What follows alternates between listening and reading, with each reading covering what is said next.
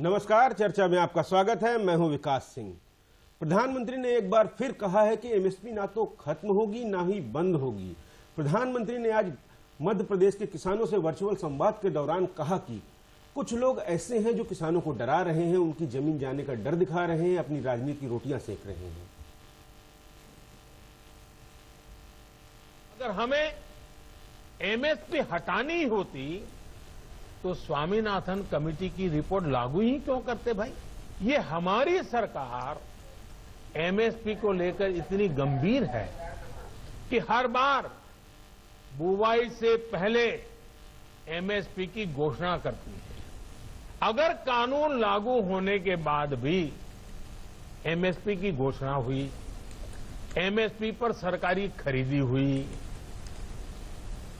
उन्हीं मंडियों में हुई, तो क्या कोई समझदार इस बात को स्वीकार करेगा कि एमएसपी बंद हो जाएगी? और इसलिए मैं कहता हूं, इससे बड़ा कोई झूठ नहीं हो सकता, इससे बड़ा कोई षड्यंत्र नहीं हो सकता। और इसलिए मैं देश के प्रत्येक किसान को ये विश्वास दिलाता हूं कि पहले जैसे एमएसपी दी जाती थी वैसे ही दी जाती रहेगी। एमएसपी न बंद होगी न समाप्त होगी। किसानों के संगठन, कृषि एक्सपर्ट्स, कृषि अर्थशास्त्री, कृषि वैज्ञानिक, हमारे यहां के प्रोग्रेसिव किसान भी लगातार कृषि क्षेत्र में सुधार की मांग करते आए हैं। सचमुच में तो देश के किसानों को उन लोगों से जवाब मांगना चाहिए जो पहले अपने घोषणा पत्र में इन सुधार करने की बात लिखते थे, वकालत करते थे और बड़ी बड़ी बातें करके किसानों के वोट बटोरते रहे, लेकिन अपने घोषणा पत्र में लिखे गए वादों को भी पूरा नहीं किया। सिर्फ इन मांगों को टालते रहे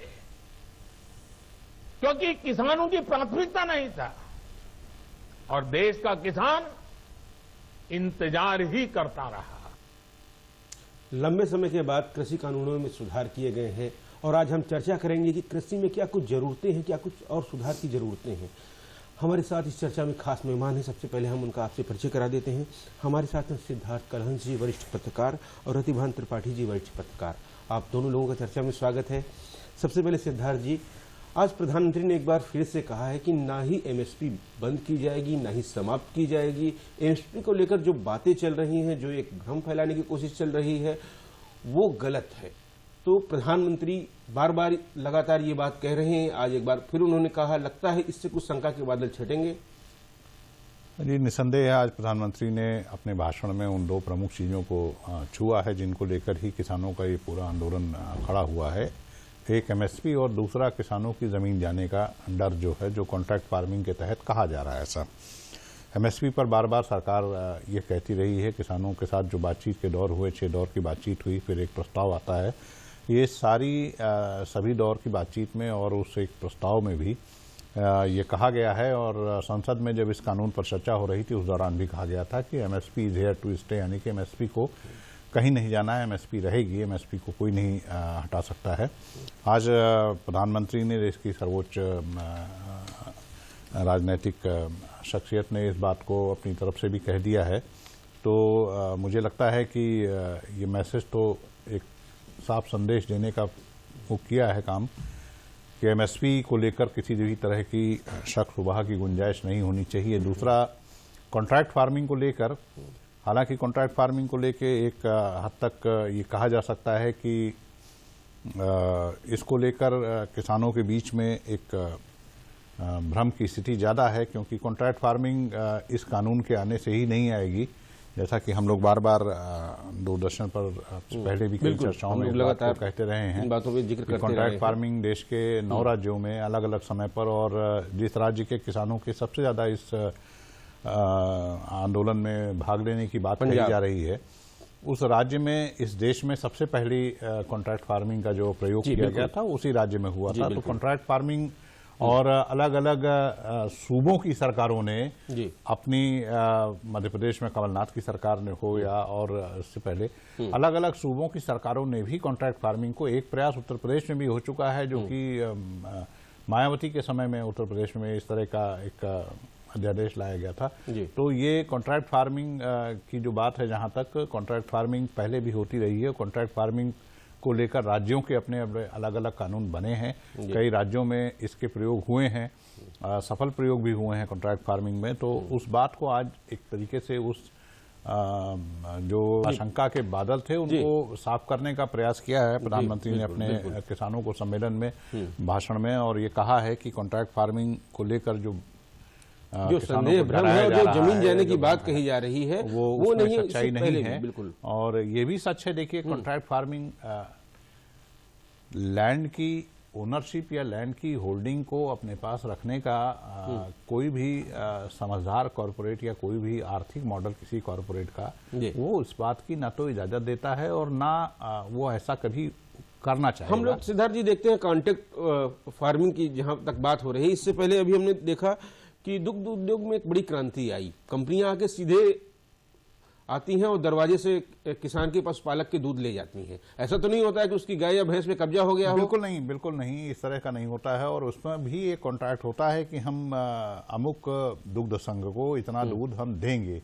तो इस तरह का एक दोनों के बीच में एक म्यूचुअल होता है और दोनों जब चाहें तो अपने स्तर पर उसको खत्म भी कर सकते हैं।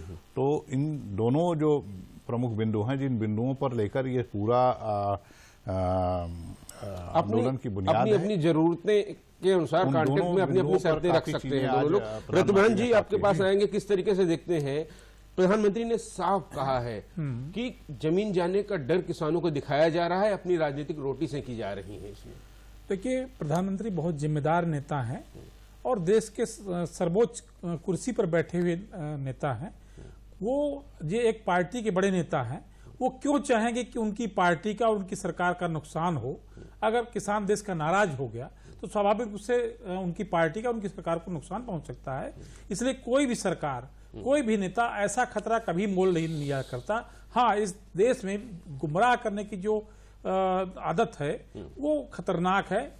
उस पर विपक्षी पार्टी को गैर जिम्मेदाराना तरीके से रवैया नहीं अपनाना चाहिए। उन्हें चाहिए कि इस बात को साफ साफ किसानों के बीच रखें कि इसमें असल बात यह है।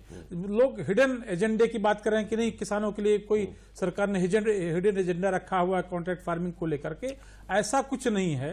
पहले जब देश में लिबर्टी आई और मल्टीनेशनल कंपनियों को इस देश में लाया गया 91 के बाद से, तब भी इस बात के क्या आशंका थी कि तभी तो यहाँ बहुराष्ट्रीय कंपनियों का राज हो जाएगा, कंपनियां इस देश को गुलाम बना लेंगी। ऐसा कुछ नहीं हुआ।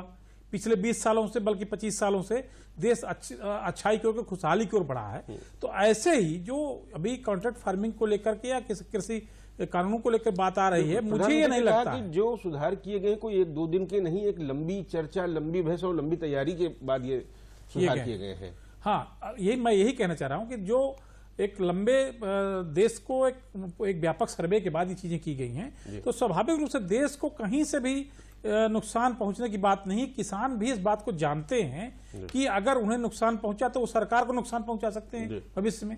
तो कोई भी सरकार ऐसा खतरा मोल नहीं लेती है।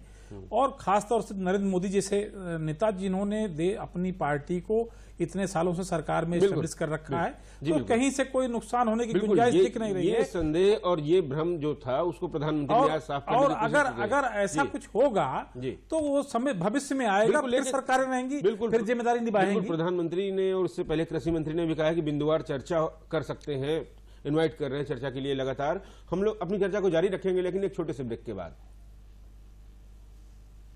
PSB अलायंस लाया है खुशियाँ आपके घर, कभी आया है डिमांड ड्राफ्ट के रूप में, कभी अकाउंट स्टेटमेंट बनकर। सरकारी बैंक आई है आपके घर खुशियाँ लेकर। चाहे चेक बुक, कैश विड्रॉवल या जीवन प्रमाण सर्टिफिकेट की बात हो, PSB डोर स्टेप बैंकिंग करे आपकी जरूरत पूरी। अब बैंक का कोई भी हो काम, आप करो आराम। बस कॉल करें या वेबसाइट पर लॉगिन करें या फिर मोबाइल ऐप डाउनलोड करें और PSB डोर स्टेप बैंकिंग द्वारा सरकारी बैंक आएंगे आपके द्वार।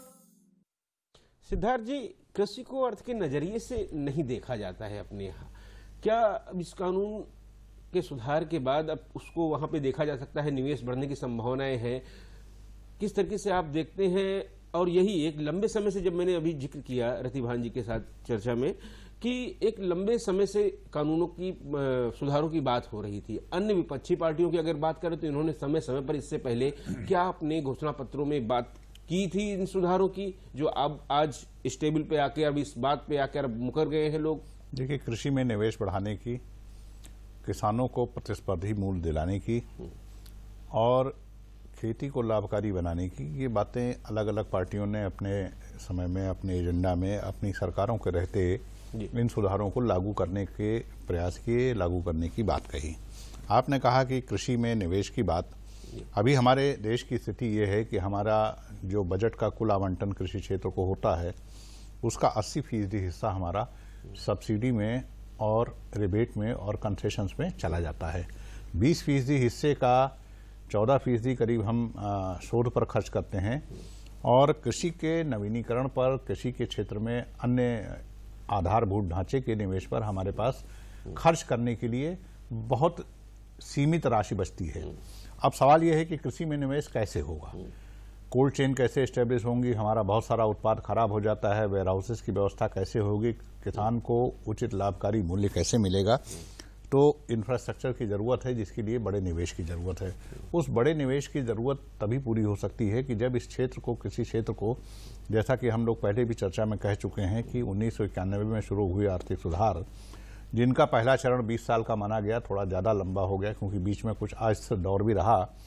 दूसरे दौर में जब हमारे यहाँ उदारीकरण, जब हमारे यहाँ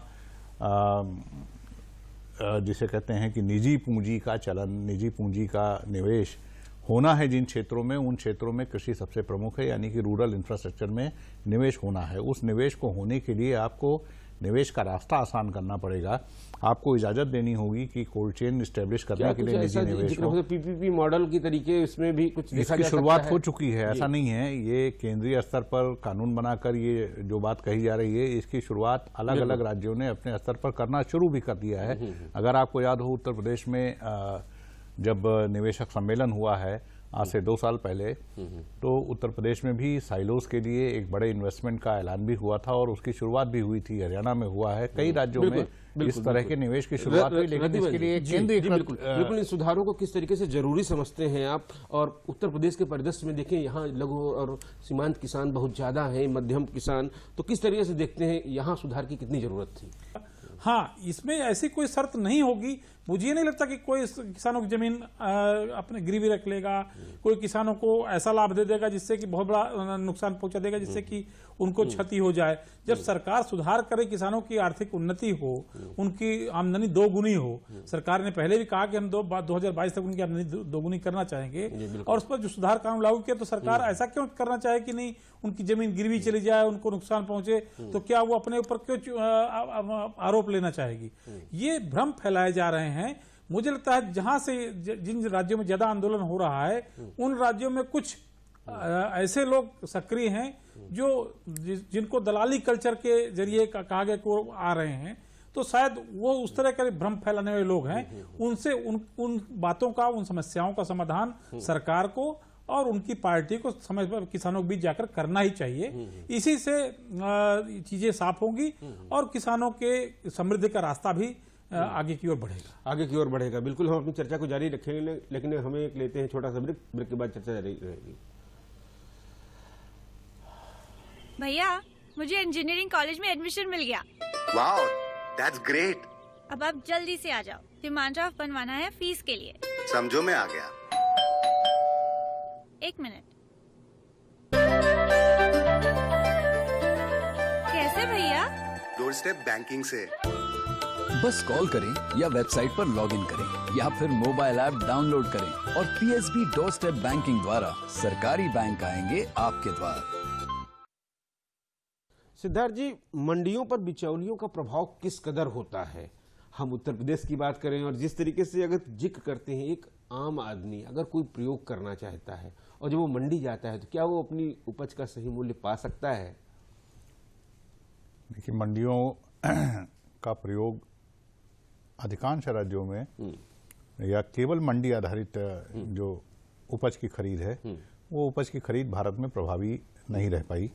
उसके बहुत से कारण हैं। एक आपने बड़ा कारण बताया कि बिचौलियों का, ये सच बात है, और इसका सबसे ज़्यादा नुकसान उठाते हैं वही जिनकी जिक्र अभी रजमान जी ने किया था कि छोटे और सीमांत किसान जो हैं, जिनके पास उपज बहुत ज़्यादा नहीं होती है, जो जिनको नकदी की तुरंत आवश्यकता होती है और जो बहुत ज़्यादा दबाव नहीं झेल सकते हैं, तो ऐसे लोगों के सामने ज़्यादा ये समस्या आती है। और ये एक बड़ा कारण रहा है कि समय समय पर, यहाँ मैं फिर कहना चाहूँगा कि आज जिस निजी क्षेत्र को किसान की उपज की खरीद की छूट देने की बात कही जा रही कि ये कानून उसका रास्ता आसान करेंगे, ये प्रयोग भी इससे पहले की जो सरकारें रही हैं अलग अलग राज्यों में, खुद हम लोग जहाँ बैठे हों उत्तर प्रदेश में, इस तरह के प्रयोग हुए हैं उत्तर प्रदेश में और किसानों ने उसको हाथों हाथ लिया है।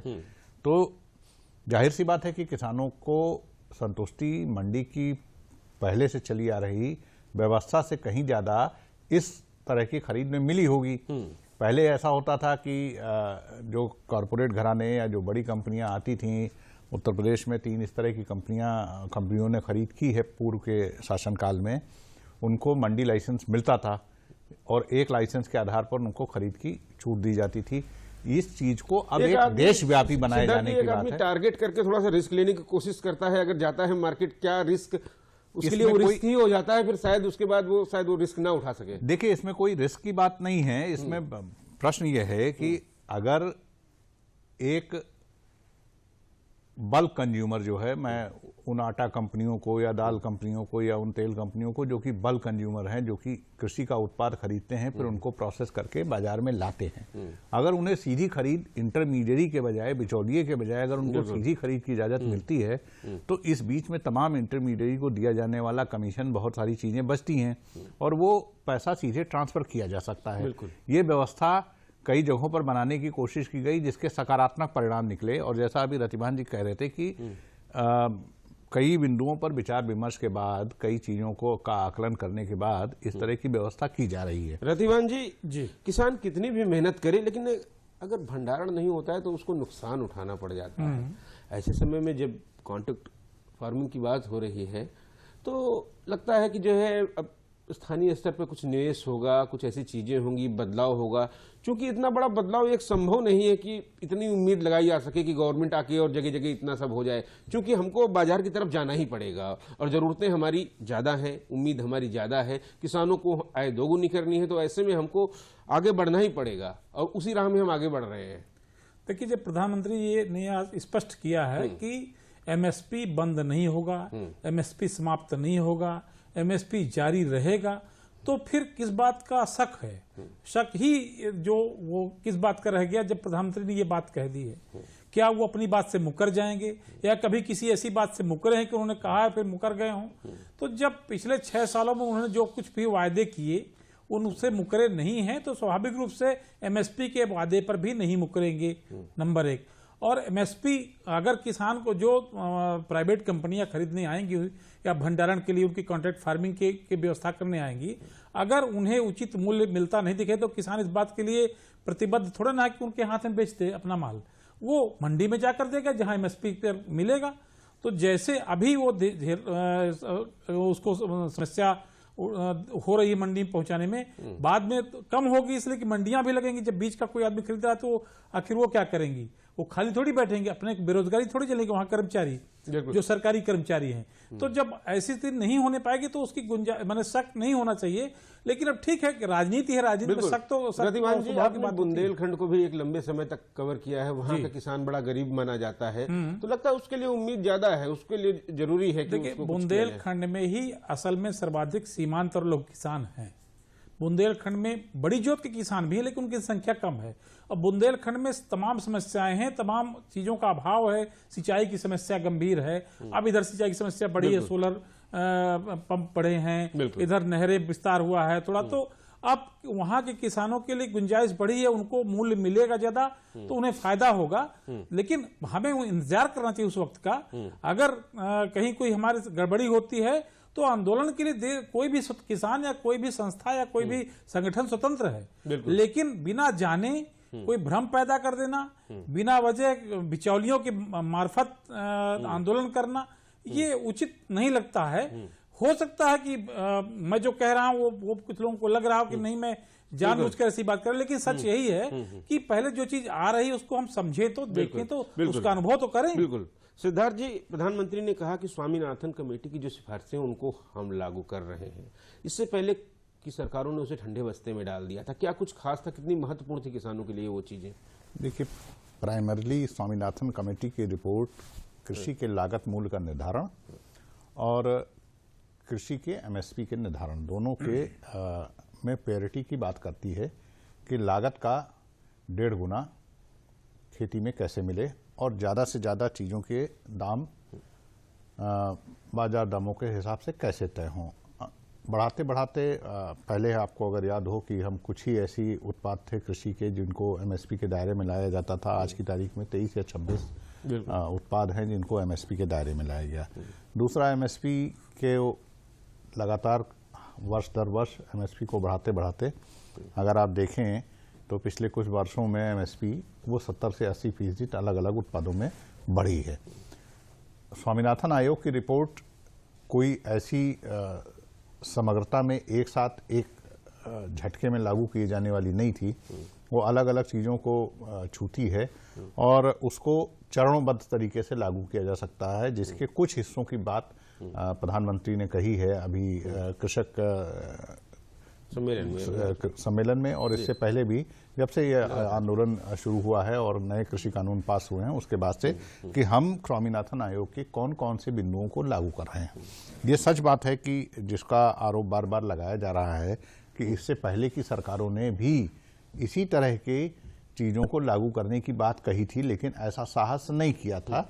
तो ये सच बात है कि स्वामीनाथन आयोग जिसने बनाया, स्वामीनाथन आयोग की रिपोर्ट जिसके समय में आई, वो लोग इस तरह का साहस नहीं कर सके। बात इस सरकार ने स्वामीनाथन आयोग के रिपोर्ट के कुछ ऐसे अहम बिंदु थे जो किसानों से सीधे संबंध रखते थे, उनको लागू करने का काम किया है। प्रतिभान जी, बिल्कुल, इन सुधारों की कितनी अहमियत है, कितनी जरूरत थी समय की? देखिए, जब सरकार ने इस बात का वायदा किया है कि हम किसानों को उनकी लागत का 2 गुना मूल्य दिलाएंगे, उनकी कृषि उपज की आमदनी 2 गुनी करेंगे, तो स्वाभाविक है कि स्वामीनाथन कमेटी की रिपोर्ट लागू करनी जरूरी थी। ये समय था और ये साहस करना पड़ा, कोई ना कोई तो कदम उठाता। नरेंद्र मोदी जी चूंकि ऐसे साहसी कदम उठाने के लिए माने जाते हैं तो उन्होंने उठाया और हमें इस बात को देखना चाहिए, ट्रायल के तौर पर देखना चाहिए। हमें रतिमान जी आगे बढ़ना है। जैसे प्रधानमंत्री जी ने कहा कि टेक्नोलॉजी जैसे आई है, सीधे खाते में पैसा पहुंच रहा है, तो अब बिचौलिए धीरे धीरे कम हो रहे हैं। तो असल संकट वहीं पर बात जाके घूमती है कि बात बिचौलियों पर ही आके टिक रही है। आंदोलन को जैसा कहा जा रहा है कि पंजाब और हरियाणा में, खासतौर से पंजाब में बिचौलिए ज्यादा सक्रिय थे और वही आंदोलन को ज्यादा हवा दे रहे हैं, क्योंकि उनको उनका मुनाफा कम होने की गुंजाइश दिखने लगी है, तो वो आंदोलन को हवा दे रहे हैं। हालांकि ये नहीं कह सकते, किसानों को एकदम खारिज नहीं कर सकते हैं। उनकी बात सरकार को सुननी चाहिए और सरकार सुन भी रही है।